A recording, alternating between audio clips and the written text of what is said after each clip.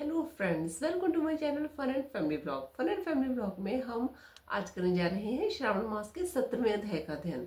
श्रावण मास के 16 अध्यायों के ऊपर वीडियो बन चुकी है, अपलोड हो चुकी है। अगर आपने अभी तक नहीं देखी है तो आप उसे जरूर देखिए और जानिए किस प्रकार से शीतला सप्तमी के व्रत के माध्यम से एक स्त्री के मरे हुए बेटे को उसने पुनः प्राप्त किया। और भी हमने कई रोचक जानकारियां हमें मिली, हमें नई नई कहानियां सुनने को मिली। 17वें अध्याय के अंदर हमें क्या कुछ नया जानने को मिलता है। भगवान शिव शंकर के और माता पार्वती के चरणों में ध्यान धरते हुए, उनको नमस्कार करते हुए आज का अध्याय शुरू करते हैं।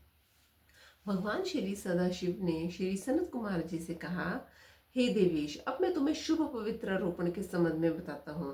पहले सप्तमी के दिन अधिवासन कर अष्टमी के दिन पवित्र रोपण करना चाहिए। जो जी पवित्रता बनवाता है उसके पुण्य का फल कहता हूँ। हे विप्र, यह वह एक महाव्रत दान तथा सब तीर्थाभिषेचन का फल प्राप्त कर लेता है।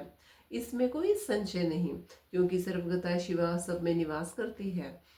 अतः ना तो आदि दुख, पीड़ा और व्याधि होती है, ना उसे शत्रु का भय होता है, यानी कि जो ये व्रत रखता है उसे, और ना ही उसे कोई ग्रह पीड़ा सताती है।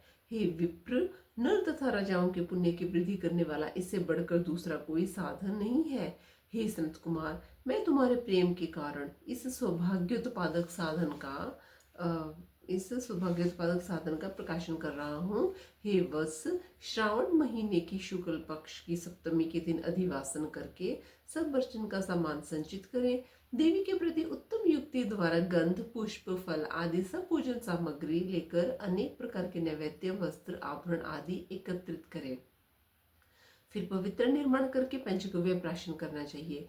चरु द्वारा दिग्बली और अधिवासन कर रमणीय कपड़ों तथा पत्रों से पवित्रा का आच्छादन करना चाहिए। 100 बार देवी के मूल मंत्र से अभिमंत्रित करके उसे संपूर्ण शोभा युक्त उस पवित्रता को देवी के सामने स्थापित करना चाहिए। देवी के लिए सुंदर मंडप बनाकर रात को जागना चाहिए। देवी के लिए सुंदर मंडप बना के जब आप जागे, उसके सामने नट, नर्तक, गायक आदि के कुशल विधि गणों द्वारा नृत्य, विद्या विशारद, वाद्य, गीत इत्यादि का आयोजन करना चाहिए। अगले दिन प्रातःकाल स्नान करके दिशाओं में बलि देनी चाहिए। विधिवत देवी का अर्चन करने के बाद स्त्री तथा द्विजों को भोजन करवाना चाहिए और उन्हें दक्षिणा देनी चाहिए।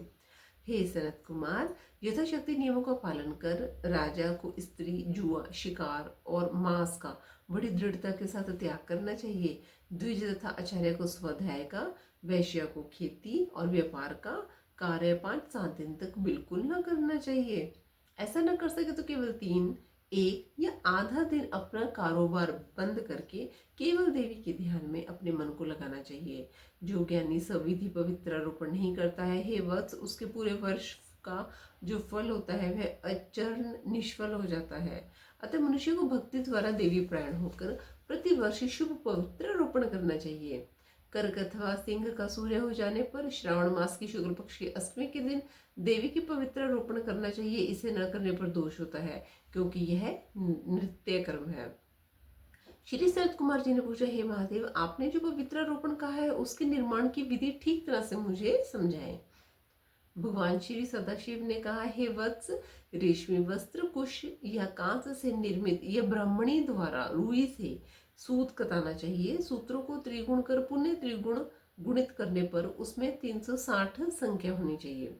360 सूतों को उत्तम, 270 को मध्यम, 180 सूतों को अधम कहा गया है। 100 ग्रंथि का उत्तम, 50 ग्रंथि का मध्यम, 16 ग्रंथि का पवित्र घनिष्ठ होता है। या 6, 3, 4, 2, 12, 24, 12, 8 ग्रंथि का कनिष्ठ पवित्रता होता है। देवी प्रतिमा की नाभि तक सीमित पवित्रता कनिष्ठ, जांघ तक मध्यम, जानु तक की पवित्र उत्तम होती है। उस पवित्रता की सब गांठों को केसर से रंगना चाहिए तथा सर्वत्र भद्र वेदी का देवी का अर्चन करके देवी के सामने कलश या बांस पत्र पर पवित्र रखनी चाहिए। 3 सूत्रों में ब्रह्मा, विष्णु और शंकर का वाहन करना चाहिए। 9 सूत्रों में ओंकार, सोम, वहिनी, नाग, चंद्र, रवि, ईश और विश्वेश देव का वाहन पूर्वक स्थापित करना चाहिए। अब मैं ग्रंथियों में देवों के स्थापन की विधि कहूंगा, तनिक ध्यान पूर्वक सुनो। क्रिया पुरुषी, वीरा, विजय, अपराजिता, मनोन्मयी, जया, भद्रा, मुक्ति और ईशा, इन नामों से आदि में प्रणव लगाकर ग्रंथि संख्या के अनुसार आवर्ती करके आवाहन तथा चंदनादि से अर्चन करना चाहिए।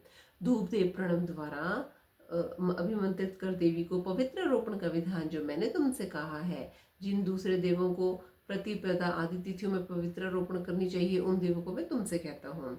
धनद, श्री, गौरी, गणेश, चंद्रमा, गुरुजन, भास्कर, चंडिका, अम्बा, वासुकी, ऋषि, चक्रपाणि, अनंत, शिवा, ब्रह्मा और पितर, इन देवों का प्रतिपदा आदि तिथि में अर्चन करना चाहिए। यह पवित्र रोपण प्रधान देवों का है। उनके अंग देवों को 3 बार तार वाला समर्पण करना चाहिए। भगवान श्री सदाशिव ने कहा है, संत कुमार, सावन मास के दोनों पक्षों की नवमी के दिन का जो विधान है अब तुम उसे सुनो। हे वत्स, नवमी के दिन यथाविधि कुमारी नाम वाली दुर्गा का अर्चन कर व्रत करके दूध तथा शहद मिला हुआ भोजन करना चाहिए। या दोनों पक्षों को नवमी को उपवास करके कुमारी नाम वाली चंडिका का निरंतर पूजा करना चाहिए। चांदी की प्रतिमा बनाकर उसमें भक्ति द्वारा दुर्गा पापनाशिनी का कनेर के फूल, गंध, अगर, चंदन, दशांग, धूप और लड्डू द्वारा पूजन करना चाहिए। कुमारी को भोजन करवाकर भक्ति से ब्राह्मण और ब्राह्मणियों को भोजन करवाना चाहिए। फिर मौन हो बिल्व पत्र भोजन करना चाहिए। जो मनुष्य उत्तम भक्ति द्वारा दुर्गा की पूजा करते हैं वे जहाँ निवास करते हैं उसी परमोत्तम लोक को जाते हैं। हे विपेंद्र, मैंने तुमसे यह नवमी का विधान कहा है। यह पापियों के सब पापों को नष्ट करने वाला, सब संपत्तियों को देने वाला, पुत्र पौत्र आदि की वृद्धि करने वाला और अंत में सद्गति देने वाला है। इस प्रकार हमने श्रावण मास के 17वें अध्याय का अध्ययन संपन्न किया। 18वें अध्याय के लिए आप हमारी अगली वीडियो का इंतज़ार कीजिए। और अगर आपको किसी भी वीडियो में कोई भी संशय होता है तो आप उसे दोबारा भी सुन सकते हैं। आप इन वीडियोस को अपने फ्रेंड्स के साथ आगे शेयर कर सकते हैं। तब तक के लिए नमस्कार।